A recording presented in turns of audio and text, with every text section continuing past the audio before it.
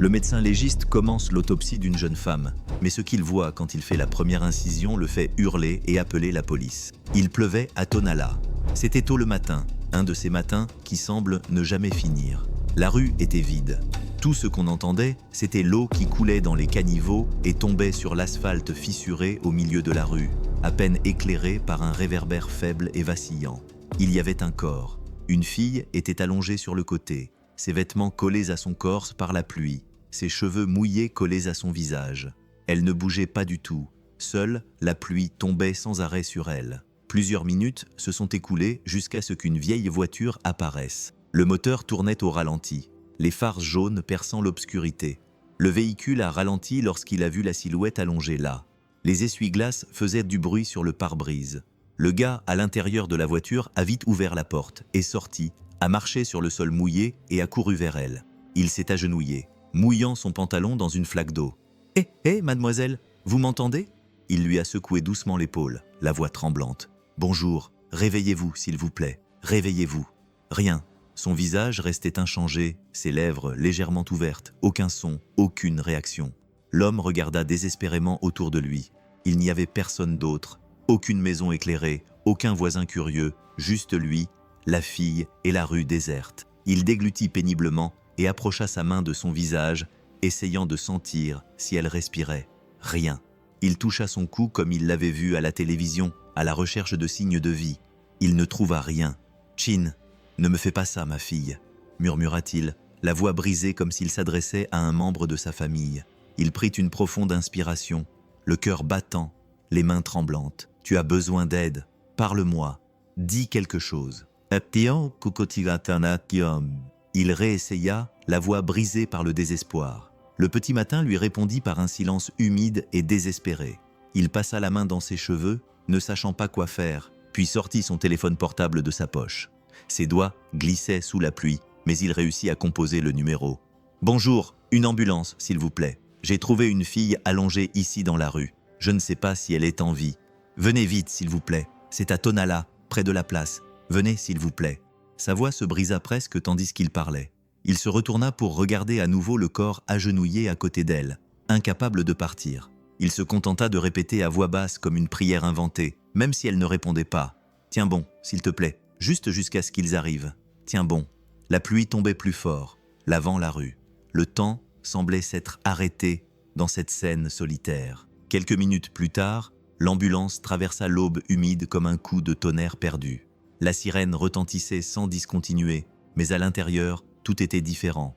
Silence et peur. L'ambulancier, le visage grave et les yeux fatigués, gardait les mains posées sur le corps de la jeune femme, allongée sur la civière étroite. Il parlait doucement, comme pour lui demander de ne pas abandonner. « Tiens bon, ma fille, tiens bon encore un peu. » À chaque virage, le véhicule bougeait. Son corps semblait plus fragile, son visage pâle, ses lèvres presque de la même couleur que la pluie qui mouillait la nuit.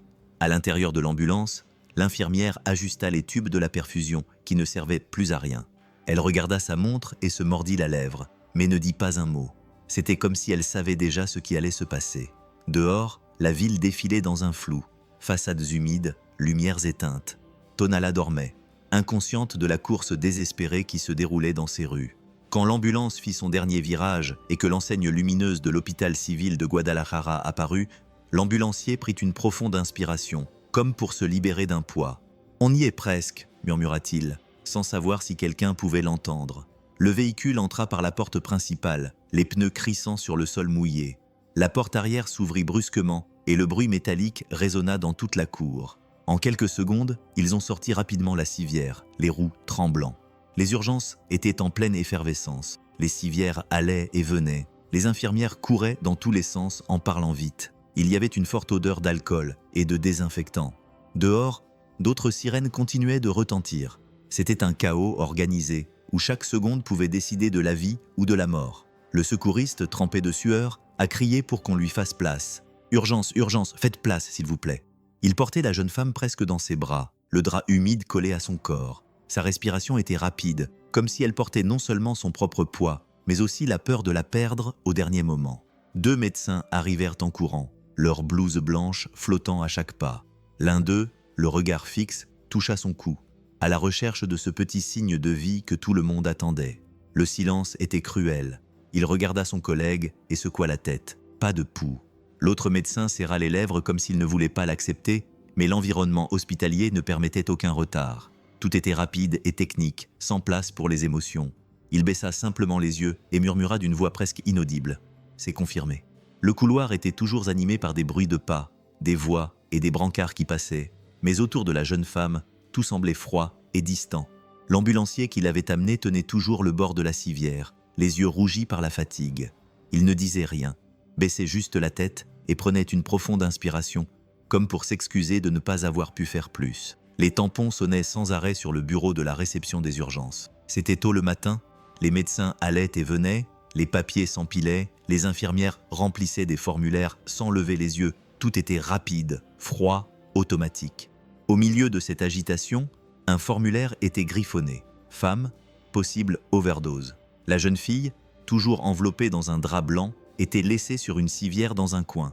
Le drap recouvrait tout son corps, ne laissant apparaître que sa silhouette fragile à ceux qui passaient. Ce n'était qu'un dossier de plus, un corps sans nom de plus, un numéro de plus aux petites heures du matin. Une infirmière d'âge moyen, avec de profondes cernes sous les yeux et une voix fatiguée, s'est arrêtée un instant à côté d'elle, à regarder ce visage pâle caché sous le tissu et à murmurer, presque comme une prière, que Dieu l'accueille. C'était la chose la plus humaine que cet endroit lui offrait à ce moment-là. Bientôt, 2 employés sont arrivés, ont tiré la civière sans dire un mot et ont commencé à la transporter vers l'ascenseur qui descendait au sous-sol. Les roues faisaient un bruit strident sur le sol ciré, résonnant dans le couloir. L'ascenseur descendit lentement, grinçant lorsque les portes s'ouvrirent. L'odeur changea là-bas. L'air était plus lourd, sentant le formaldéhyde et le froid. Les murs carrelés reflétaient une lumière triste et jaunâtre. C'était un endroit sans fenêtre où le temps semblait ne pas exister. La responsable ouvrit un gros cahier rempli de notes griffonnées. Elle passa sa langue sur ses doigts pour tourner la page et écrivit sans regarder. Brancard tôt le matin, sans identification. Elle attrapa un trousseau de clés accroché au mur et marcha dans le couloir étroit bordé de portes métalliques, les unes à côté des autres. Chaque porte avait un petit numéro peint à l'encre noire. Le bruit de ses pas se mêlait au faible bourdonnement d'une lampe vacillante. Elle s'arrêta devant le tiroir 12, inséra la clé, la tourna, et la porte métallique s'ouvrit dans un faible grincement qui lui donna la chair de poule.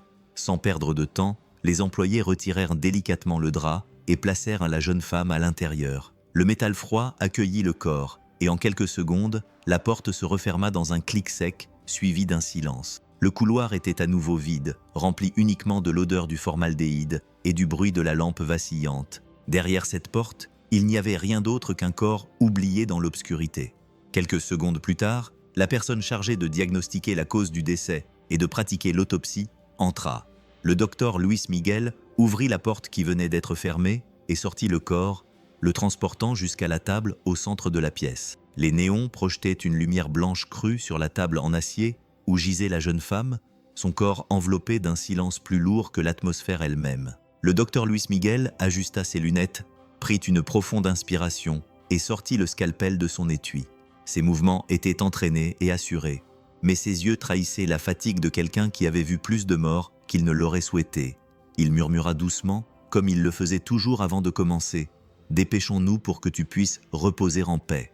Une mèche de cheveux s'échappa de son masque et tomba près de son visage. Il ne le remarqua même pas. Il approcha simplement la lame de la peau pâle, marquée par le froid.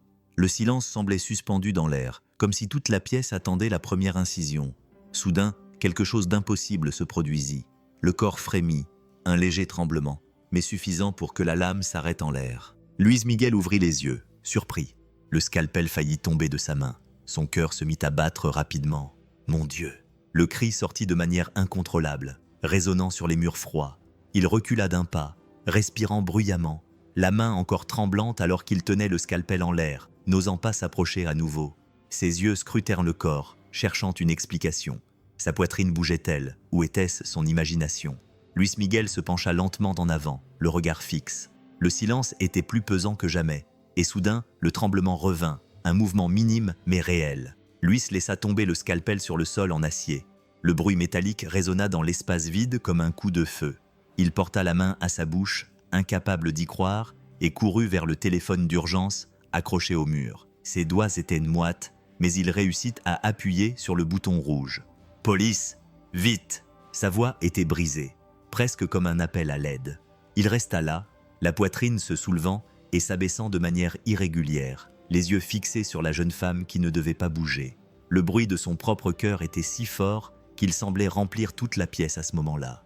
La question le brûlait de l'intérieur. Elle était vivante. Le scalpel était toujours sur le sol, à l'endroit où il était tombé. Le bruit métallique semblait résonner dans la tête de Luis Miguel. Il n'arrivait pas à croire ce qu'il venait de voir. Ses mains étaient moites, son cœur battait à tout rompre. Il prit une profonde inspiration, essayant de se calmer, et fit un pas en avant. Il s'approcha de la table en acier. Le corps de la jeune femme ne bougeait toujours pas, mais quelque chose en lui disait que ce n'était pas seulement son imagination. Luis se pencha lentement, approchant son visage du sien. Il hésita un instant, ferma les yeux et colla son oreille tout près de la bouche de la jeune femme. Il y avait un silence total, comme si toute la pièce retenait son souffle avec lui. Pendant quelques secondes, rien, puis un souffle à peine perceptible effleura sa peau. Un filet d'air si doux qu'il semblait être un miracle caché. Lui s'éloigna rapidement, les yeux grands ouverts. Sa main tremblait lorsqu'il toucha sa poitrine, comme s'il avait besoin de confirmer qu'il était toujours là. Puis il approcha à nouveau son oreille, cette fois-ci plus fermement. Et oui, c'était bien là. Un souffle faible et irrégulier, mais vivant. « Tu n'es pas morte », murmura-t-il d'une voix brisée. « Qui t'a fait ça, ma fille ?» Ses yeux se remplirent de larmes, mais il n'y avait pas de temps pour les émotions. Il courut vers la table, attrapa un moniteur portable, un simple appareil utilisé pour les tests, et connecta précipitamment les câbles, balbutiant comme s'il essayait de convaincre ses mains de ne pas faillir. « Allez, allez, fonctionne, s'il te plaît. » Il plaça les capteurs sur sa poitrine. L'écran clignota. Cela prit quelques secondes qui semblèrent une éternité, puis une ligne irrégulière apparut. Des battements de cœur, mais désordonnés, faibles, presque évanescents. Luis passa sa main sur son visage, prit une profonde inspiration et appuya à nouveau sur le bouton rouge d'urgence. « J'ai besoin d'aide ici, maintenant, c'est urgent. Pourquoi mettent-ils autant de temps ?» cria-t-il, la voix déjà rauque. Il resta là, tenant la main froide de la jeune femme, ne sachant pas s'il faisait ce qu'il fallait, ne sachant pas s'il avait le temps. Chaque seconde semblait une éternité. « Tiens bon », dit-il doucement en se penchant à nouveau. « Ne pars pas, s'il te plaît, pas maintenant. » La tension était palpable. La ligne irrégulière sur le moniteur clignotait, les traces montant et descendant sans rythme, comme si elle jouait avec sa vie. Louise gardait les yeux fixés sur l'écran et sur le visage de la jeune femme, déchirée entre la science et la foi. La porte métallique de la salle d'autopsie s'ouvrit en grinçant contre le mur. Le son aigu brisa le silence tendu qui entourait Luis et le corps de la jeune femme. Des pas précipités se firent entendre sur le sol froid, ferme, lourd, plein d'autorité. C'était le lieutenant Valeria Cruz, le visage sérieux, les cheveux attachés à la hâte, son arme toujours dans son étui. On aurait dit qu'elle avait traversé tout l'hôpital sans même s'arrêter pour respirer. « Que se passe-t-il, docteur ?» Sa voix était ferme, mais elle avait un ton d'urgence, presque une peur mal dissimulée. Luis leva son visage encore pâle, la sueur coulant sur son front, et désigna la table d'une main tremblante, comme s'il lui était difficile de parler. « Elle a été admise comme cadavre, » dit-il en déglutissant péniblement. « Elle ne l'est pas. » Valeria fronça les sourcils et s'approcha d'elle. Son regard balaya le corps de la jeune femme, dont la poitrine se soulevait et s'abaissait lentement, les traces de vie cachées dans le silence de la pièce. Elle prit une profonde inspiration, surprise, mais ne montra aucune émotion, si ce n'est un regard encore plus dur. « Elle est en vie ?» demanda-t-elle, presque dans un murmure, sans quitter la jeune fille des yeux. Luis se contenta d'acquiescer, essayant de reprendre son souffle. Valeria se pencha plus près, et c'est là qu'elle le remarqua. Sur le poignet de la jeune femme, il y avait des marques rouges foncées, presque violettes. Elles ne provenaient pas d'une chute, ni d'un accident, mais de liens, aussi évidentes que des cris. Elle les toucha avec précaution, doucement, et murmura « ligoté ».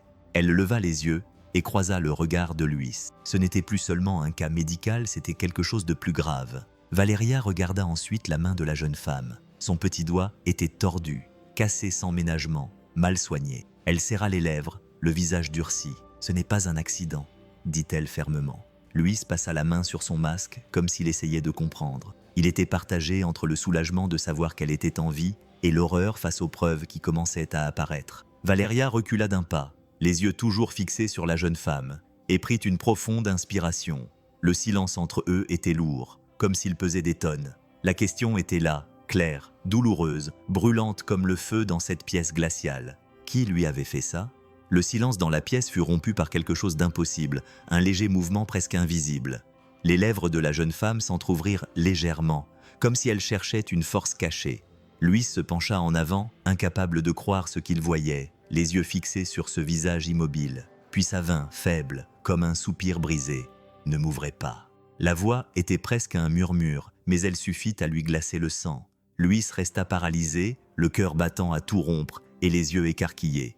Valéria, debout à côté de lui, chercha instinctivement son étui à revolver, comme s'il s'agissait d'une menace, mais elle se rendit vite compte que non, ce n'était pas la voix du danger. C'était une supplication, c'était de la peur. Lui prit une profonde inspiration, la main tremblante, et écarta légèrement le drap qui recouvrait l'épaule de la jeune femme. Il voulait comprendre, il avait besoin de mieux voir. C'est alors qu'il remarqua quelque chose d'étrange. La peau présentait une cicatrice récente, mal faite, comme si quelqu'un l'avait recousue sans soin, et un fil bleu rugueux qui n'appartenait pas à son corps en sortait. « Mon Dieu !» murmura-t-il, presque sans voix, en touchant doucement la zone du bout des doigts. À ce moment-là, la jeune femme frissonna de douleur. Son visage se déforma, même si elle restait inconsciente. Louis recula rapidement, la poitrine serrée. « Calme-toi, c'est fini !» murmura-t-il, essayant de la rassurer, même s'il savait qu'elle ne l'entendait peut-être pas bien. Valéria s'approcha, observant la scène avec attention. Le fil bleu semblait cacher quelque chose sous la peau. Ce n'était pas une simple blessure. L'air dans la pièce devint encore plus lourd. Le froid ne venait plus de la climatisation, mais du sentiment qui grandissait entre eux. Qu'est-ce que quelqu'un avait pu cacher à l'intérieur de cette jeune femme? Et pourquoi l'une de ses mains était-elle crispée? Lui s'écarta délicatement ses doigts et vit alors entre ses paumes serrées. Il y avait un petit chapelet. Il était vieux et usé, les perles jaunies par le temps. L'une des perles, celle qui aurait dû être lisse, était cassée en deux, et chaque fois qu'elle bougeait un peu, on entendait un léger bruit, presque comme un cliquetis étouffé venant de l'intérieur. Quelque chose était caché là. Louis passa délicatement ses doigts sur l'objet, sentant les marques d'usure. C'était le genre de choses qu'on ne lâche pas, qui nous accompagne toute notre vie. Il le serra doucement et entendit à nouveau le bruit, confirmant qu'il y avait quelque chose à l'intérieur. Valéria, qui observait attentivement, fronça les sourcils, se pencha plus près et murmura d'une voix basse mais ferme. « Ça ressemble à un réseau de trafic. » Louis la regarda, ne comprenant pas vraiment. « Un réseau ?» Valéria soupira, croisa les bras et secoua la tête sérieusement. Personne ne cache quelque chose dans un chapelet cassé sans raison. Ce n'est pas la foi, c'est un signe. Louis, le médecin, resta silencieux. Le poids de ces mots résonnait en lui. Il regardait le chapelet et y voyait un symbole de foi et d'espoir. Mais pour Valéria, c'était autre chose, un indice, un avertissement. Louis ferma les yeux un instant, respirant profondément, essayant de concilier la science avec cette nouvelle couche de mystère. Le faible bruit provenant de l'intérieur de la perle cassée devenait plus fort à chaque seconde qui passait, comme s'il voulait crier un secret caché.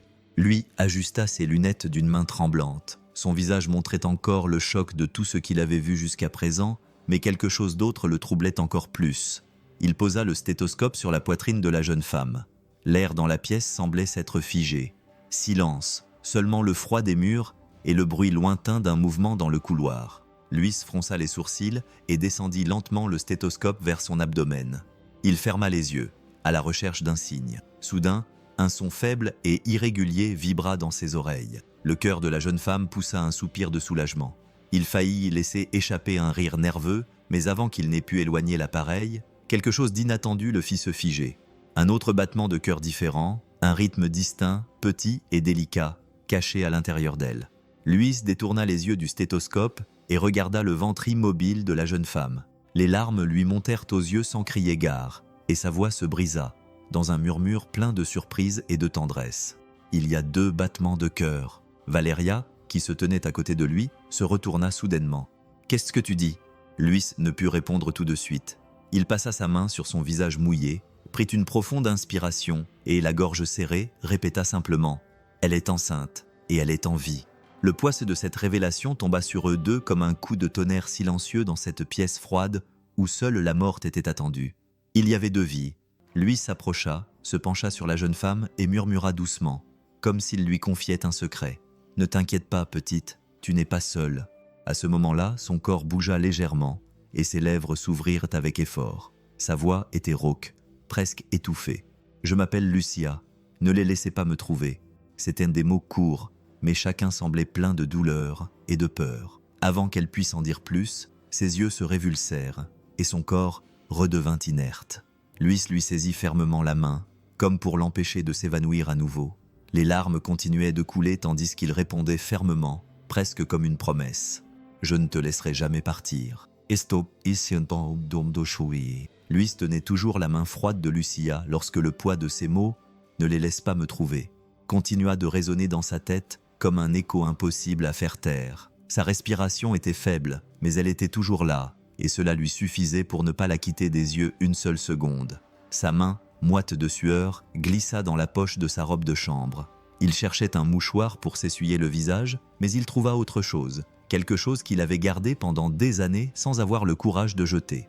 C'était un vieux portefeuille, dont le cuir était déjà usé. Il l'ouvrit presque sans s'en rendre compte, et il y avait une petite photo au coin plié, déjà jaunie par le temps. Sur la photo, une fille souriait, les cheveux attachés en 2 petites tresses, les yeux vifs et pleins d'avenir. C'était Anna. La poitrine de Luis se serra soudainement. Une boule se forma dans sa gorge, si forte qu'il dut s'appuyer sur le bord de la table pour ne pas tomber. Ses yeux se remplirent de larmes, mais ce n'était pas seulement de la tristesse. C'était de la culpabilité, une culpabilité lourde et ancienne qu'il portait chaque jour comme un poids sur le cœur. « Pardonne-moi, ma fille », murmura-t-il, la voix à peine audible. Il se souvenait du jour où il n'était pas arrivé à l'heure, du téléphone qui sonnait, de l'hôpital qui appelait, de lui, coincé dans une opération qui n'en finissait pas. Quand il avait enfin pu arriver, il était trop tard. Anna était partie, et depuis lors, chaque jeune visage, chaque vie qui s'éteignait entre ses mains, c'était comme revivre la même scène. Luis ferma les yeux, la photo tremblant entre ses doigts. La douleur ne disparaissait pas, mais là, devant Lucia, il ressentait quelque chose de différent. C'était comme si le destin lui donnait une chance de ne pas échouer à nouveau. Il regarda Lucia, fragile, avec 2 battements de cœur en elle, et pressa la photo contre sa poitrine. « Je n'échouerai pas à nouveau », dit-il les dents serrées, la voix mouillée de larmes. Il rangea la photo d'Anna, mais maintenant, ce n'était plus un souvenir douloureux, c'était une promesse. Il ne laisserait pas Lucia connaître le même sort. Il ne laisserait pas ces 2 cœurs s'éteindre. Valeria avait déjà la radio contre son épaule, appelant des renforts et une ambulance pour la transporter. Sa voix était ferme, mais il y avait une tension dans l'air qui ne pouvait être cachée. Luis, penché sur Lucia, lui tenait toujours la main, attentif à chaque faible soupir qui s'échappait de ses lèvres. Soudain, des pas résonnèrent dans le couloir, rapides et lourds. 2 hommes apparurent à la porte de la salle d'autopsie. Ils portaient des blouses, mais quelque chose chez eux ne collait pas. Leur regard n'était pas celui de médecin, il était dur et méfiant. L'un d'eux fronça les sourcils en regardant la scène devant lui. La lumière allumée, le médecin légiste avec un scalpel par terre, une jeune femme qui était censée être morte, maintenant reliée à des câbles, avec la police à ses côtés. Qui a autorisé ça? Sa voix était aiguë et sérieuse, comme celle de quelqu'un qui ne pose pas de questions mais exige des réponses. Valeria échangea un rapide regard avec Luis. Il n'y avait pas de temps pour les explications. Elle chercha discrètement son arme, mais Luis fut plus rapide.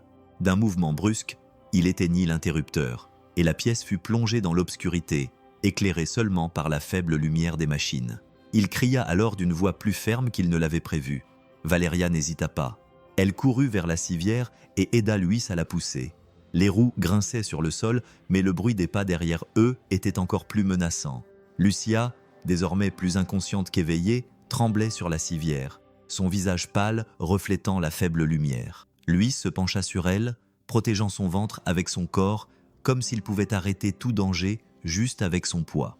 Tous les 2 poussèrent la civière vers le mur latéral, où se trouvait une porte de service rarement utilisée. Valeria la frappa fort du pied, et la porte s'ouvrit en grinçant, révélant un couloir étroit et sombre derrière elle. L'un des hommes s'approcha d'une voix ferme et agacée. « Arrêtez-vous immédiatement !» Luis sentit son sang se glacer, mais il ne s'arrêta pas. Il transpirait, son cœur battait à tout rompre, mais il n'avait qu'une seule pensée. « Je ne vais pas perdre à nouveau. » Valeria poussa la civière dans le couloir étroit, la guidant d'une main et sortant son arme de l'autre. Le bruit des pas suivait chacun de leurs mouvements. Luis respirait court et désespérément, mais il trouva quand même la force de se pencher et de murmurer à l'oreille de Lucia. « Tiens bon, On va te sortir d'ici. La civière tremblait et cognait contre les murs étroits, mais elle continuait d'avancer. On entendait des portes s'ouvrir derrière eux, des voix se répandre, et l'ascenseur à quelques mètres de là. Le vieil ascenseur descendait bruyamment, éclairé par une lampe faible qui clignotait comme si elle allait s'éteindre à tout moment. Luis et Valeria poussaient de la civière à la hâte, tous deux en sueur, respirant profondément, essayant de ne pas faire trop de bruit avec les roues sur le sol métallique. Lucia restait allongée, le visage blanc, les mains serrées comme si elle tenait quelque chose de très précieux. Avec le mouvement brusque de l'ascenseur, il y eut un clic. Le chapelet était toujours entre ses doigts, mais l'une des perles, déjà cassée, se détacha, s'ouvrit complètement et roula sur le sol métallique. « Attention !» dit Luis en se baissant rapidement pour la ramasser avant qu'elle ne tombe dans la fente de la porte. Lorsqu'il se redressa, il se rendit compte que la perle n'était pas vide. À l'intérieur se trouvait un petit emballage transparent protégé par un plastique fin, une puce électronique. Luis regarda Valeria sans comprendre. Elle tendit la main, prit l'objet avec précaution, le tourna d'un côté puis de l'autre et son regard se durcit. « C'est une preuve », murmura-t-elle presque sans bouger les lèvres. Le silence entre eux devint pesant. Il ne s'agissait plus seulement de sauver Lucia. Quelque chose de plus important se cachait là, juste devant eux. Les portes de l'ascenseur s'ouvrirent dans un cliquetis métallique. L'air froid du sous-sol apportait une odeur de désinfectant et de formaldéhyde. Des couloirs étroits et faiblement éclairés s'étendaient dans toutes les directions. C'était un endroit où personne ne voulait se trouver. Alors qu'ils poussaient de la civière, une voix douce se fit entendre derrière eux. « Qui est là ?» C'était une femme portant un uniforme de femme de ménage, un seau devant elle et un chiffon dans les mains. Elle marchait lentement, le dos voûté, mais le regard alerte. Lorsqu'elle s'approcha, elle vit Lucia sur la civière et son visage changea. « Ma fille » murmura-t-elle, la main tremblante sur la bouche. Sans réfléchir à deux fois, elle ôta son vieux pull en laine et couvrit le corps fragile de Lucia. Puis, sans demander la permission, elle se mit à prier à voix basse.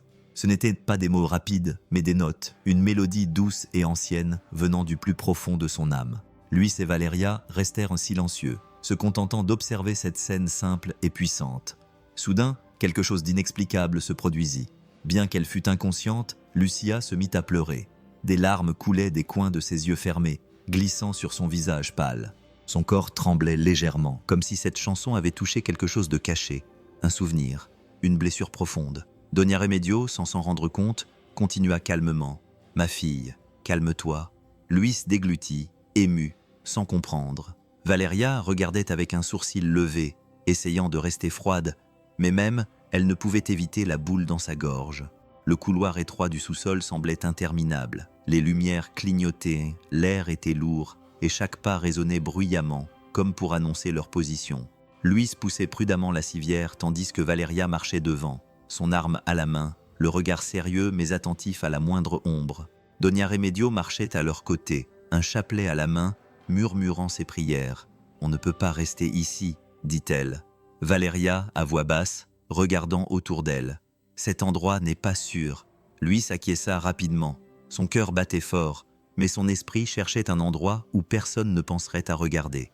Puis il vit une porte en bois entr'ouverte au bout d'un couloir. Une odeur de cire et d'encens s'en dégageait. « La chapelle » murmura Valeria. Elle se retourna, surprise. « Une chapelle ? Personne ne s'en douterait, » répondit-il, presque dans un souffle. « Ils seront en sécurité là-bas, au moins pour un moment. » Ils poussèrent de la civière à l'intérieur. La chapelle était petite, avec des bougies allumées partout.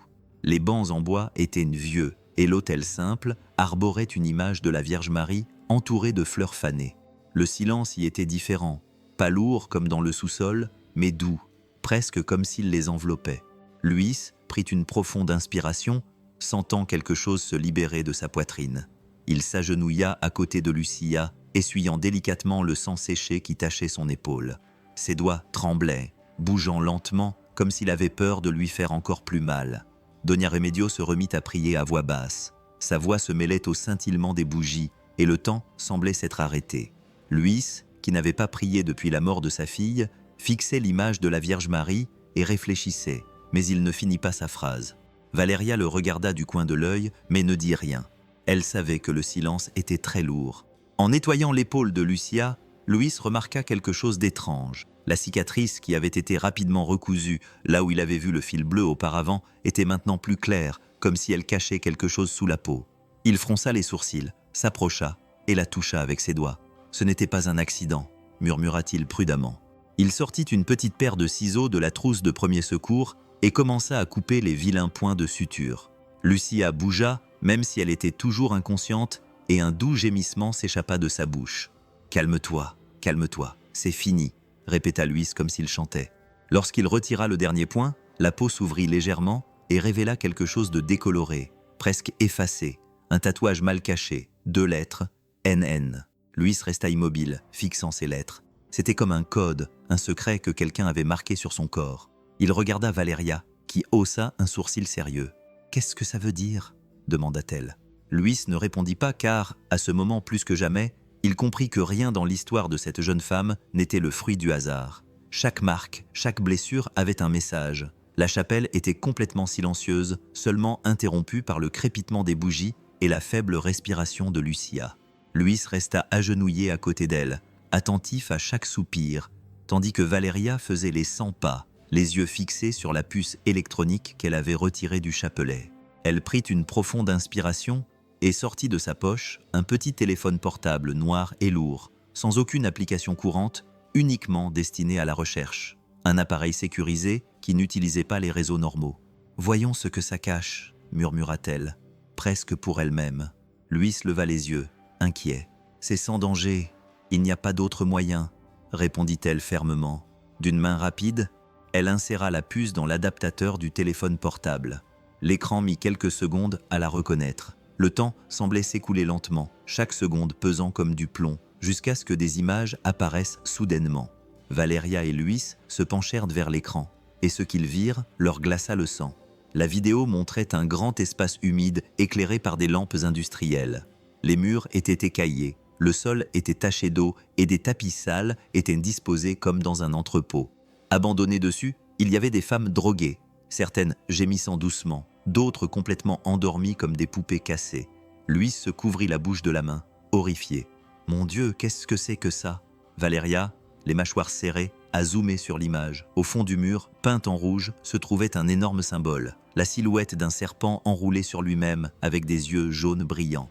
Elle a poussé un profond soupir et serré les poings. Ce n'est pas une coïncidence. Luis ne pouvait pas détacher ses yeux de l'écran. Son cœur battait très vite, il avait mal au ventre. Dans chaque visage qui apparaissait dans la vidéo, il voyait sa propre fille perdue dans le passé. Les larmes coulaient sans qu'il puisse les retenir, mais il essaya de les cacher en s'essuyant rapidement les yeux avec la main. Valeria, remarquant sa douleur, posa une main sur son épaule. Sa voix était basse mais ferme, comme si elle savait déjà la tempête qui s'annonçait. « Docteur, on ne parle pas d'une seule victime, on parle de plusieurs. » Lui sentit sa gorge se serrer et fut incapable de dire quoi que ce soit.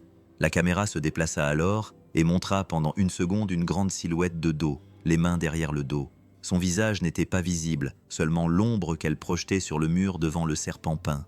Valeria fronça les sourcils et plissa les yeux. Ils ne sont pas seuls. Quelqu'un les dirige. L'écran du téléphone portable brillait encore de ces images terribles, lorsqu'un gémissement doux rompit le silence de la chapelle. Luis se retourna rapidement. Les yeux lourds de Lucia s'ouvrirent légèrement, luttant contre la fatigue de son corps. Luis s'agenouilla immédiatement à côté d'elle. « Calme-toi, tu es en sécurité. » Mais Lucia secoua lentement la tête, des larmes coulant au coin de ses yeux. Sa voix était brisée, comme si chaque mot lui coûtait beaucoup d'efforts. « Ils ont enlevé ma petite sœur. Je me suis échappé. » Luis sentit une boule dans sa gorge. Valeria se pencha aussi, les yeux attentifs, absorbant chaque détail sans perdre la compassion cachée dans son regard. « Ta sœur, où est-elle » demanda-t-elle calmement. Lucia essaya de parler, mais sa voix la trahit. Des larmes mouillaient son visage pâle. Luis lui prit doucement la main, passant son pouce sur sa peau froide, essayant de lui donner un peu de force. « Respire, Lucia. Lentement. Tu peux nous le dire ?» Elle déglutit péniblement, le souffle saccadé, et finit par murmurer « Le patron s'appelle le père ». Les mots restèrent suspendus dans l'air comme une sentence. Valeria échangea un regard sérieux avec Luis. Ce n'était pas seulement un nom, c'était l'ombre derrière le réseau, la figure que personne ne voulait nommer. Lucia ferma à nouveau les yeux, épuisée, mais les larmes continuaient de couler. C'est alors que Doña Remedio, qui se tenait dans un coin, s'approcha, posa une main ridée sur le front de Lucia et se mit à chanter doucement. La mélodie était ancienne, une berceuse qui semblait venir de loin. Sa voix était simple, mais pleine d'affection. À ce moment-là, les lèvres de Lucia bougèrent presque par réflexe, et à travers ses larmes, elle murmura « Ma mère chantait la même chanson. » Remedio s'arrêta soudainement de chanter, comme si quelque chose l'avait surprise. Ses yeux se remplirent de larmes, et sa main se mit à trembler. « Qu'est-ce que tu as dit ?» demanda-t-elle, la voix brisée. Lucia, encore faible, ouvrit légèrement les yeux. Ma mère chantait cette chanson à Oblatos. Un silence chargé d'émotion envahit la chapelle. Doña Remedio porta sa main à sa bouche, essayant de ne pas pleurer. « Je crois que je m'en souviens. Je m'occupais d'elle quand elle était petite, » murmura-t-elle, n'en croyant pas ses propres mots. « Dans le quartier d'Oblatos, ta mère m'avait demandé de l'aide. Je me suis occupé d'elle. » Les larmes coulaient non seulement sur le visage de Lucia, mais aussi sur celui de Remedio. C'était comme si, à ce moment-là, deux histoires lointaines se rejoignaient à nouveau. Luis observait la scène, incapable de cacher son émotion. Valeria prit une profonde inspiration, luttant pour rester calme, mais même elle ne pouvait cacher la boule qu'elle avait dans la gorge. La bougie coulait de grosses gouttes de cire, comme si le temps s'écoulait lentement. Le chapelet de Lucia, encore humide de sueur et de pluie de cette nuit-là, brillait faiblement à la lueur vacillante. Je le pris avec précaution. Les perles étaient usées, certaines rongées par le temps. La perle fissurée qui s'était déjà ouverte craqua légèrement lorsque mes doigts forcèrent le métal fin du pendentif. « Doucement, docteur », murmura Valeria. Je pris une profonde inspiration et soulevai le bord avec mon ongle. Le pendentif s'ouvrit complètement. À l'intérieur, en plus de la puce électronique, il y avait quelque chose de roulé. Un petit cylindre scotché avec du ruban adhésif transparent, si délicat qu'il semblait pouvoir se casser rien qu'en le regardant. « Regarde !» dit Valeria en approchant son visage. « Il y a autre chose. » Elle posa le rouleau sur le plateau en acier. Le métal était froid et le papier tremblait dans sa main. C'était du papier millimétré, avec des carrés, mais déjà un peu jauni. Le déroulé, c'était comme tiré sur un fil de mémoire. Les lignes s'ouvrirent, révélant un dessin de carte fait à coups de crayon, simple et rustique, mais assuré. Il y avait une longue rue avec des flèches, une ligne plus épaisse marquant une coupure, comme s'il s'agissait d'un pont ou d'un canal. Il y avait 3 X alignés, comme des marques faites par quelqu'un qui ne pouvait pas se tromper. Dans le coin, dessiné à l'encre bleue, il y avait un serpent aux yeux pointus et à la langue fine.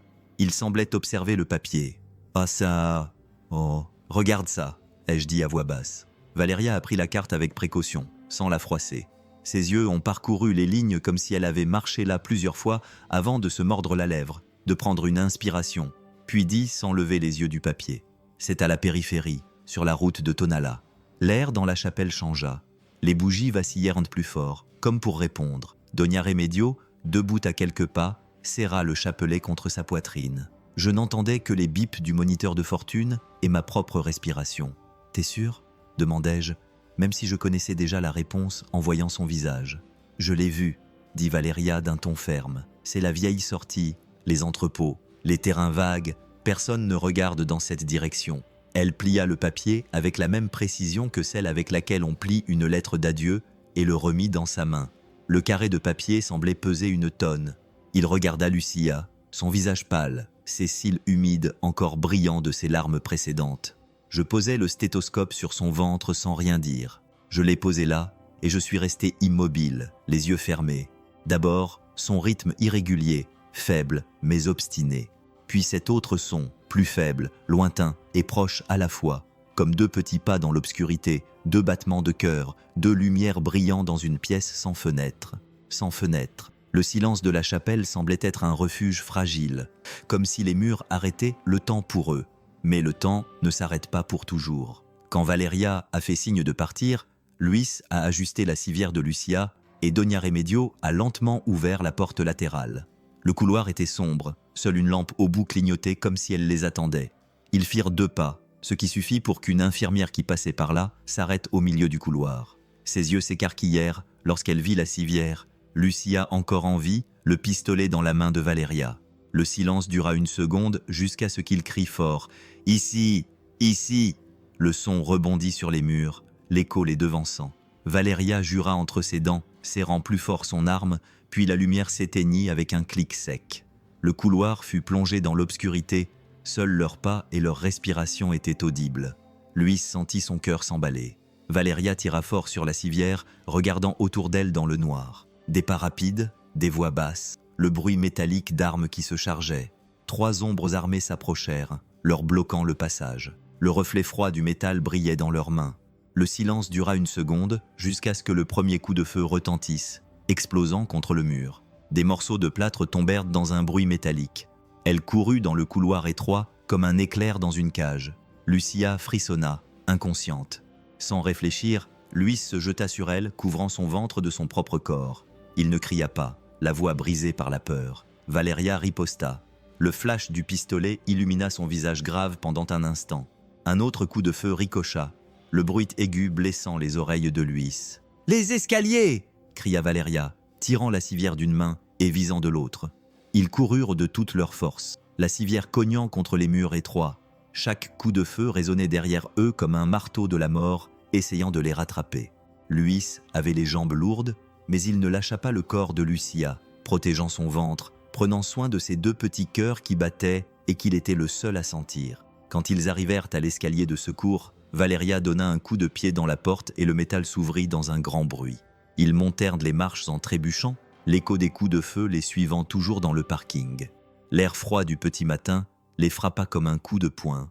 Le ciel, encore humide de pluie, reflétait la faible lumière des lampadaires. Lui courut vers la voiture la plus proche, une vieille voiture qu'il utilisait pour se rendre à l'hôpital. Il ouvrit la porte avec des mains tremblantes. « Vite, docteur !» cria Valéria en poussant la civière à l'intérieur. Luis monta et essaya de tourner la clé.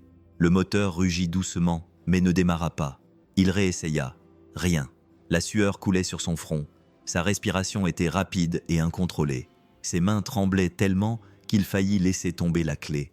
C'est alors qu'il la sentit, une main fragile et froide qui touchait sa nuque. C'était Lucia, inconsciente jusqu'à récemment, qui ouvrait maintenant les yeux avec effort. Sa voix était rauque et faible, mais pleine de gravité. « Respire, s'il te plaît. » Luis ferma les yeux et prit une profonde inspiration, comme si ces mots étaient le seul ordre qui comptait. Il retint son souffle et expira lentement. Il serra la clé et la tourna à nouveau. Le moteur rugit, toussa, puis démarra enfin. Luis faillit pleurer de soulagement. Valéria claqua la portière, le pistolet toujours à la main, les yeux fixés sur le rétroviseur. Doña Remedio, assise à l'arrière, priait, son chapelet serré contre sa poitrine. Et là, au milieu du chaos, une petite victoire vit le jour. La voiture tremblait mais avançait. Et à l'intérieur, 3 adultes effrayés et une jeune femme blessée, s'accrochant à 2 battements de cœur fragiles, crurent un instant qu'il y avait encore de l'espoir. La voiture s'arrêta devant le portail rouillé, la carrosserie vibrante au rythme du moteur fatigué. Le chien du voisin aboya comme s'il déchirait la nuit. Puis le silence, seul le vin agitait un morceau de toile attaché au fil de fer. « C'est ici », dit Valéria en regardant la carte pliée et l'ombre de l'entrepôt. Lucia respirait faiblement, les yeux mi-clos. Doña Remedio lui tenait la main, le chapelet entre les doigts. « Reste dans la voiture, calme-toi », dit-elle à voix basse. « Si quelque chose arrive, klaxonne. Que Dieu te bénisse », murmura Remedio. Valéria força la serrure avec une barre métallique. Il y eut un clic, et le portail s'ouvrit dans un long grincement, comme si le métal souffrait. L'odeur nous monta d'abord au nez, une forte odeur d'ammoniac qui piquait les narines. À l'intérieur, il faisait froid, avec un sol en ciment et des taches sombres sur les murs. Une grande lampe vacillait, suspendue à un câble tordu. Le bruit de nos pas résonnait, accompagné des gouttes qui tombaient d'un tuyau. Luis déglutit péniblement. Les lits métalliques étaient alignés, 6 de chaque côté, sans matelas, seulement de vieux draps, pliés comme si personne n'avait été là, comme s'ils étaient partis en 2 minutes. Le vide faisait plus de bruit que les gens. « Ça sent la fausse propreté », a dit Valéria en reniflant l'air. « Il nettoie ce qui se voit, pas ce qui est caché. » J'ai passé ma main sur une grille froide et collante au pied du dernier lit. J'ai vu quelque chose de petit, et il se baissa. C'était un bandeau rose pour les cheveux de fille, avec des paillettes usées aux extrémités. J'ai tremblé. Je l'ai ramassé avec précaution. Le ruban sentait le shampoing bon marché et quelqu'un qui avait couru et transpiré. « Ça appartient à une petite fille », ai-je dit, la gorge serrée. Valéria avait l'air sérieuse. Elle n'a pas répondu. Ses yeux ont tous scruté, cherchant des issues, entendant des choses que je ne pouvais pas entendre. Ils sont allés vers le fond. Il y avait un coin séparé par des planches et des briques empilées, un autel de fortune, des boîtes formant une table, des bougies qui avaient taché le bois, des gobelets en plastique renversés, des cendres grises éparpillées. Le dessin du serpent réapparaissait, laid, peint derrière, la peinture coulant comme une langue. Quand je me suis approché, un petit bruit s'est fait entendre, juste un haut-parleur caché sous la boîte, diffusant une voix destinée à apaiser. « Dormez, mes filles, dormez, tout va bien. » Mon estomac s'est retourné. La voix se répétait comme une prière tordue. Valéria a tiré sur le câble et l'appareil est tombé. Tout était à nouveau calme. Mon cœur battait dans mes oreilles. « Il y a autre chose ici, » dit-elle en touchant les planches de l'autel du bout de sa botte. Elle poussa une planche et le sol résonna de façon creuse. Valéria se baissa, tira un loquet caché et souleva le couvercle en bois. De l'air froid s'échappa de là, montant du sous-sol. Une marche en béton apparut, puis une autre, puis l'obscurité. « Je vais descendre ?» dis-je sans réfléchir. « Ensemble », dit-elle fermement. Ils sont entrés. L'odeur d'ammoniac s'est intensifiée, nous brûlant la gorge. La lumière de mon téléphone portable a révélé un tunnel court et humide, avec de la peinture écaillée sur les murs. Le couloir débouchait sur une petite pièce avec un plafond bas. Et là, ce que je ne voulais pas voir, des chaînes fixées au mur, certaines avec des cadenas, d'autres lâches sur le sol, raclant le ciment. Mon Dieu, ça m'a échappé sans que je le veuille. Il y avait des photos brûlées dans un bidon métallique. J'en ai attrapé une. 2 doigts sur le bord noir, le centre presque entièrement brûlé. On pouvait voir un morceau de visage, juste le contour d'un œil. Une autre photo montrait un bras avec un bracelet en plastique comme ceux qu'on trouve dans les hôpitaux, tout brûlé, presque entièrement détruit. « Ils ont détruit les preuves », a dit Valéria en serrant les dents.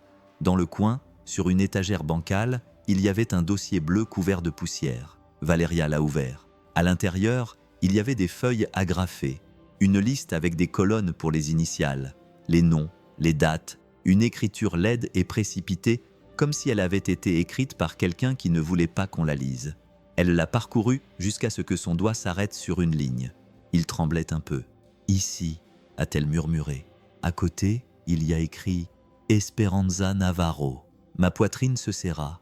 Le nom flottait lourdement dans l'air. J'entendis la voix de Lucia dans ma mémoire. « Ils ont pris ma petite sœur ». Le ruban rose était chaud dans ma main, comme s'il était vivant. « Esperanza », dis-je doucement, sentant que ça me faisait mal de le dire. Valéria ferma lentement le dossier, ses yeux rencontrant les miens. « La liste ne ment pas », dit-elle. « On a déjà le nom. » Je pris une inspiration, puis une autre. Le sous-sol me semblait plus petit, les murs plus proches. Le bruit de l'eau qui gouttait en arrière-plan devint un tic-tac. Silence. « Elle est là ?» demanda-t-elle. Personne ne répondit. Seulement le froid dans ma nuque, seulement l'odeur d'ammoniac, seulement le ruban rose serré entre mes doigts, comme s'il s'agissait de la main d'une petite fille me demandant de ne pas lâcher prise. Le bois craqua lentement, un gémissement qui résonna dans toute la remise. Luis et Valéria se retournèrent en même temps. La porte à l'arrière s'ouvrit un peu, puis un peu plus, et une fille avec des nattes apparut dans l'embrasure. Elle était maigre, avec un regard effrayé. Ses genoux tremblaient, sa peau était tachée de saleté. Elle cligna des yeux dans la lumière et vit soudain ce qu'elle devait voir. La voix de Lucia était faible, mêlée de peur et d'espoir. Lucia était debout, soutenue par le bras de Luis et l'épaule de Doña Remedio. Elle avait insisté pour entrer même si elle était faible. Le sol froid de la remise faisait un bruit sec sous ses pieds lorsqu'elle faisait un pas en avant. La fille se couvrit la bouche de la main et courut, ses nattes volant au vent. L'étreinte fut si forte qu'on aurait dit qu'on revenait à la vie après être resté longtemps sous l'eau. Elles pleurèrent bruyamment, sans honte, sans se cacher, un cri qui grattait et nettoyait en même temps. « De l'espoir », murmura Lucia, la main tremblante. Elles s'accrochèrent de l'une à l'autre comme si elles respiraient à nouveau après être restées longtemps sous l'eau. « Espoir », murmura Lucia, la main tremblante entre les tresses de sa sœur. « Ma fille, je pensais que tu ne viendrais pas », dit la petite fille en sanglotant, le visage enfoui dans le cou de sa sœur. Lui resta immobile, incapable de bouger. Le chapelet de Lucia heurta son poignet et fit un léger bruit.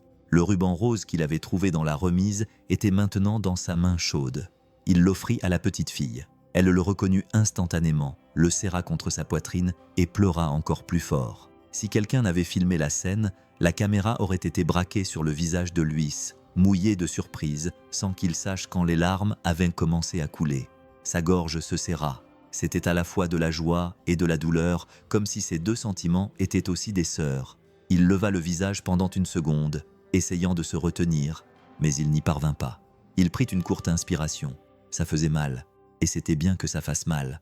Valeria resta à l'écart, observant, mais ses yeux brillaient. Doña Remedio passa sa main dans le dos des deux filles sans rien dire, se contentant de respirer avec elles. La remise, qui était auparavant froide et sentait l'ammoniaque, résonnait désormais du bruit d'une famille qui redevenait une famille. Les pleurs s'apaisèrent progressivement. Les sœurs restèrent proches l'une de l'autre. Le silence revint peu à peu. C'est à ce moment-là qu'une autre voix se fit entendre derrière elles, douce, trop calme. Quelle chance que Luis et Valeria soient venus. Elles se retournèrent. Il était là, vêtu de vêtements sombres, les cheveux peignés sur le côté, les chaussures impeccables dans un endroit plein de poussière, le visage calme, le regard doux, ce qui faisait mal. Il ressemblait à un prof, à un père de quartier, à quelqu'un qui apporte du pain aux voisins. Mais ses yeux disaient autre chose. Pas besoin de violence, dit-il en ouvrant les mains comme pour offrir la paix. Tout est en ordre. Elle ne se souvient de rien. Son regard se posa sur Lucia comme s'il parlait à une petite fille, avec un sourire faible et répété. Luis eut un haut le cœur. Valeria s'avança, le corps ferme, la main près de son arme, la mâchoire serrée. « Que personne ne s'approche », avertit-elle sans crier. Il l'ignora, restant calme comme s'il était à la messe. « On peut discuter. Vous ne comprenez pas. On s'occupe des filles. » Elle désigna Lucia du bout des doigts. Elle ne se souvient plus de rien. Lucia lâcha lentement sa sœur. Son corps vacilla, très faible. Luis tenta de s'avancer pour la soutenir, mais elle resta immobile. Elle fit un pas en avant d'elle-même, le visage mouillé, les cheveux attachés en arrière, les yeux rougis d'avoir tant pleuré. Ils s'illuminèrent en une seconde qui sembla enflammer le silence. « Je me souviens du mot », dit-elle, et cela tomba comme une pierre. Son sourire resta, mais ses yeux se durcirent. Les battements de cœur de tout le monde étaient trop forts. Valeria ne cligna pas des yeux. Esperanza pressa le ruban rose contre sa poitrine, et là, face à face, la douceur de tout cela et la fille qui avait décidé de ne pas rester silencieuse, tout devint clair. La conversation ne portait pas sur le fait de se souvenir ou de ne pas se souvenir. Elle portait sur la vérité et la peur. Et maintenant, personne n'allait parler à sa place. L'air dans la remise devint lourd, comme si même la poussière s'était arrêtée pour regarder. L'homme qui se disait le père a gardé son doux sourire pendant quelques secondes, puis son expression a lentement changé. Il a plongé la main dans ses vêtements sombres et lorsqu'il l'a retiré, la lueur métallique reflétait la lumière des bougies, un long couteau à la lame fine, trop propre pour cet endroit sale. « Ne complique pas les choses », dit-il d'une voix douce, comme s'il faisait un sermon. Elle ne pouvait pas suivre. Son regard se posa sur Lucia, et ceux qui le virent sentirent leur estomac se nouer. Le corps de Luis se raidit comme si une main invisible lui serrait la poitrine. Valeria réagit immédiatement, sortant son arme et la pointant fermement sur l'homme. « Lâche ça tout de suite », dit-elle d'une voix aiguë, le doigt tremblant légèrement sur la gâchette. L'homme fit un pas en avant sans reculer. Le sourire resta, mais le couteau brilla à nouveau de manière menaçante. « Tu ne vas pas tirer », murmura-t-il avec assurance. « Pas devant les filles. » À cet instant, tout sembla se passer en même temps. Le visage pâle de Lucia, la sueur sèche sur son front, ses mains agrippant sa sœur, son ventre où battaient deux petits cœurs fragiles, les souvenirs qui revenaient, la vieille douleur, les promesses faites dans l'obscurité. L'homme avança. Luis ne réfléchit pas avec des mots. Il réagit avec son corps, se jetant en avant, utilisant le poids et l'urgence du moment. Le couteau passa en un éclair, effleurant son épaule. Le coup fut violent. Les deux hommes tombèrent au sol, le métal claquant contre le béton avec un bruit sec. Le hangar fut plongé dans un silence assourdissant. On n'entendait plus que des respirations haletantes et des corps se traînant dans la poussière. Le couteau heurta le sol et glissa un instant. L'agresseur tenta de reprendre le contrôle, son genou appuyant contre la poitrine de Luis, son visage tout près, son sourire devenant cruel. « Tu échoues toujours, n'est-ce pas, docteur ?» murmura l'homme, comme s'il connaissait les anciennes erreurs de Luis. La colère monta en Luis. Il réagit avec force, poussant et tournant son corps, luttant pour lui prendre le couteau. Ses mains agrippèrent le bras de l'agresseur. La lame était à quelques centimètres de son cou. L'effort était grand, la peur aussi, mais quelque chose de plus fort poussait chaque mouvement. Deux vies fragiles qui battaient, demandant de l'aide. Dans un coin de la remise, le téléphone portable que Valeria avait laissé en mode enregistrement continuait de tout filmer. La lumière du petit écran clignotait, enregistrant chaque seconde de la scène. Tout pouvait être sauvegardé en vidéo, preuve de tout. Des cris s'échappaient du corps de Luis, un son mêlant peur, courage et désespoir, et le combat prit un autre tournant. Le couteau glissa de la main de l'homme et tomba sur le sol avec un bruit métallique. Les deux hommes étaient allongés là, haletants, la sueur et la poussière collées à leur peau, sur le sol froid, les vêtements couverts de poussière. Une certitude brûlait plus fort que l'épuisement. À ce moment-là, 2 vies étaient en jeu. Si Luis échouait, ce ne serait pas une seule personne qui serait perdue. Il ne s'agissait pas seulement de sauver une jeune femme, mais aussi de protéger ce qui n'était pas encore né. Le silence qui suivit pesait comme une sentence. Pendant quelques secondes, le monde retint son souffle. La décision était dans l'air. Tout dépendait de ce qui allait se passer ensuite. Le sol de l'entrepôt appuyait sur le visage de Luis. La poussière et le froid de la pierre collaient à sa peau. Le poids de son agresseur écrasait toujours ses côtes. Son souffle était chaud et amer près de l'oreille du docteur. Ils se battaient là, corps à corps, comme 2 animaux acculés. Le couteau avait volé au loin, mais l'homme avait toujours son genou sur la poitrine de Luis, essayant de l'étouffer. Lui sentait qu'il manquait d'air, que ses forces s'amenuisaient lentement. Puis, à quelques centimètres de sa main, quelque chose brilla sur le sol. C'était un scalpel qui était tombé de sa poche pendant la chute. Il était petit et froid, avec un manche fin qui reflétait la lumière vacillante des bougies. Le métal semblait si léger et pourtant capable de tout. Les doigts de Luis se tendirent instinctivement. Il toucha le manche, sentit le froid et le saisit. Il lui suffisait d'un mouvement court et précis, d'une coupe rapide, pour que tout soit fini. Son esprit fonctionna en 1 seconde. Fais-le maintenant. Sauve tout le monde. L'image du danger immédiat et brut attisa sa rage. Mais à ce moment précis, quelque chose d'autre traversa l'esprit de Luis comme un couteau de mémoire. Le visage d'Anna, la fille qu'il avait perdue, la nouvelle qui était arrivée trop tard, la responsabilité qu'il portait depuis lors, jour après jour, comme un poids sur sa poitrine. Le souvenir était bien réel. L'échec qui le hantait, le scalpel dans sa main devint un souvenir brûlant du passé, comme du fer chaud. Il regarda alors le ventre de Lucia, allongé à quelques mètres de là, 2 battements de cœur fragiles et cachés, luttant pour un peu d'air, attendant un avenir qui n'existait pas encore. Il pensa à ce que cette lame ferait s'il l'utilisait pour punir. Il ne ferait que répéter une ombre qui l'avait déjà trop blessé. La rage pouvait le dévorer, le transformer en cette même violence qu'il avait promis de combattre. Ses mains tremblaient, son poing serrait le scalpel, tout son corps réclamait l'action. Il voulait écraser la peur par la force, mais au fond de lui, quelque chose de plus grand parlait plus fort, le souvenir de sa fille, le poids de la culpabilité, la promesse silencieuse qu'il portait. Lentement, le corps tremblant, lui lâcha le scalpel.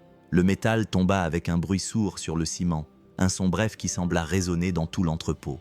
L'agresseur ouvrit les yeux, surpris, ne comprenant pas la décision qu'il venait de prendre. À ce moment-là, Valeria réagit avec précision, d'un mouvement rapide et net. Elle frappa le bras de l'homme, le tordit, et en quelques secondes, il était face contre terre, les poignets immobilisés, incapable de bouger. « C'est fini », dit Valeria, la voix dure et fatiguée, marquée par tout ce qu'ils avaient vécu. Cette phrase était à la fois une fin et un commencement. Luis resta à genoux, haletant, sa respiration revenant lentement, comme s'il réapprenait à vivre. Ses yeux étaient remplis de larmes, de sueur et de saleté qui coulaient sur son visage.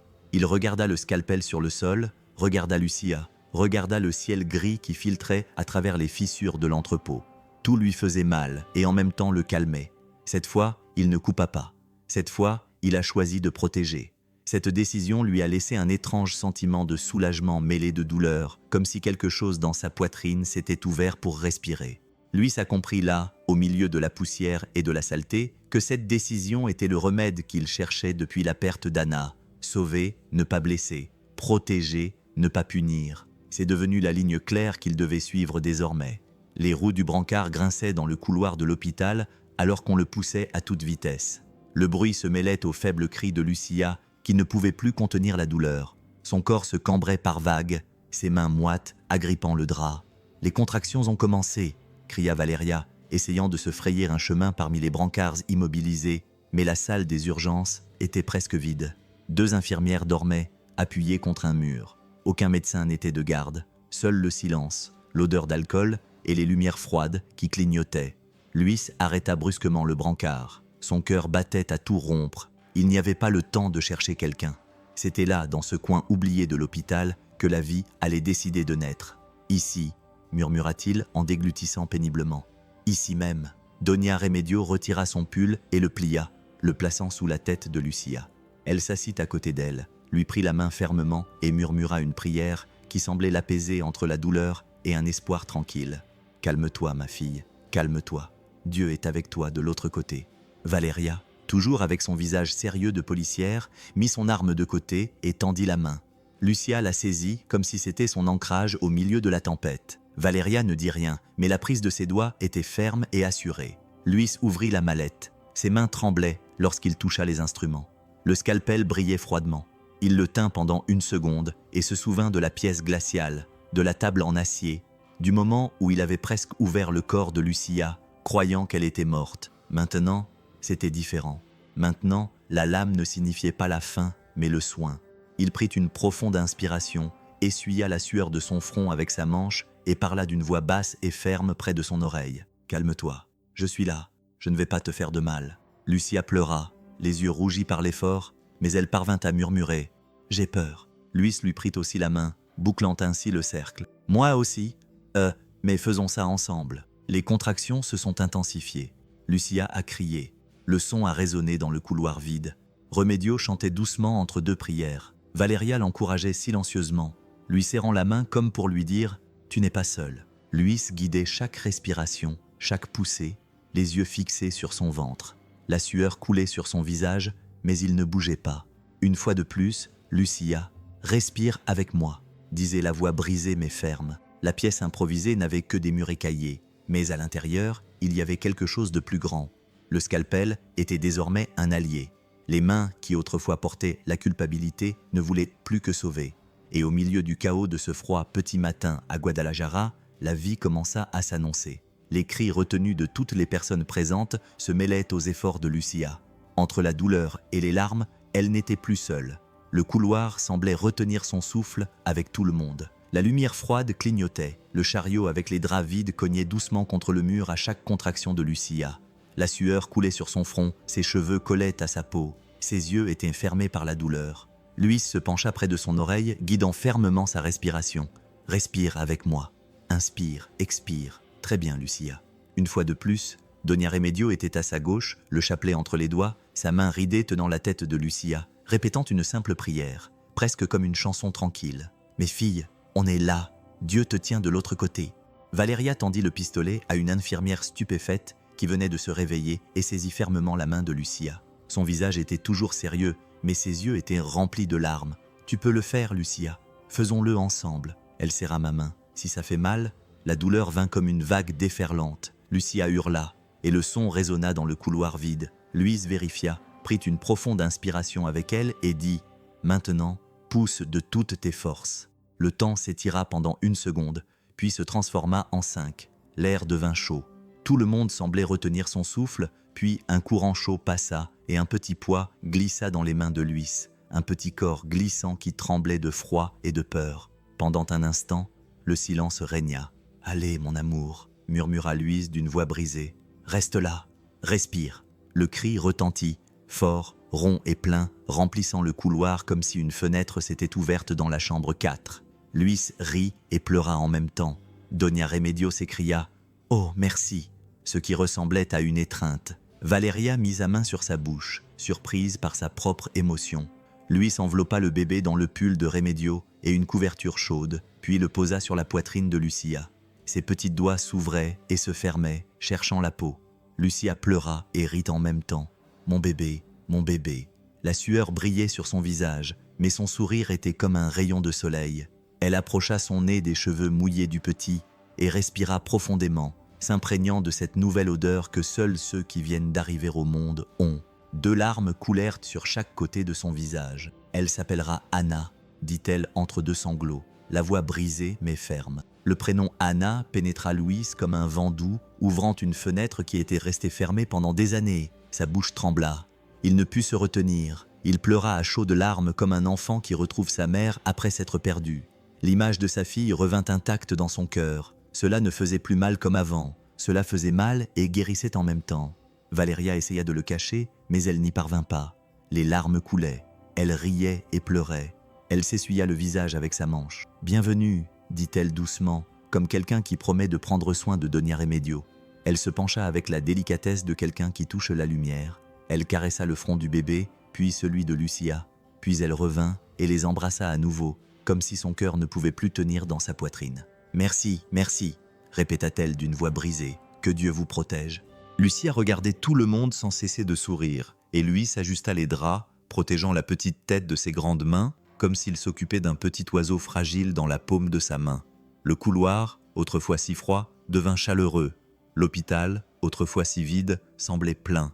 Et là, entre les murs écaillés, sans fleurs, sans musique, sans rien, il y avait un cri, une lumière, une mère qui riait et se laissait aller, un médecin qui pleurait à chaudes larmes, une policière qui était devenue un refuge, une femme simple qui bénissait 3 fois, une nouvelle vie, une famille réunie et un beau silence qui s'installait ensuite, juste pour entendre le bruit de 3 cœurs qui battaient à l'unisson.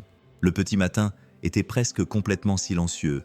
Seul le bruit lointain d'une voiture passant dans la rue et le crépitement d'une bougie consumant sa propre cire se faisaient entendre. La chapelle de l'hôpital était vide, froide, mais semblait en même temps offrir une étreinte. Lui s'entra lentement, ses pas résonnant sur le sol en pierre. Dans ses mains encore tremblantes, il tenait le chapelet usé de Lucia. Il le regarda un moment, comme s'il regardait un vieux miroir, puis s'approcha du simple autel, posa le chapelet à la base de la bougie allumée et murmura d'une voix brisée « Merci, merci de m'avoir ramené ».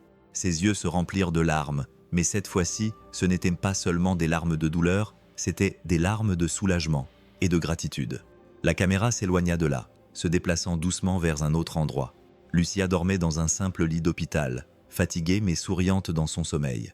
À côté d'elle, Esperanza était enfin en paix, ses petites tresses éparpillées sur l'oreiller entre elles. La petite Anna respirait lentement, recroquevillée dans un silence plein de promesses. Dans la chambre 4, 3 cœurs sont unis comme si le monde entier se résumait à cette pièce. Et la question reste en suspens comme un écho qui ne peut être réduit au silence. Quand avez-vous choisi pour la dernière fois de protéger plutôt que de blesser?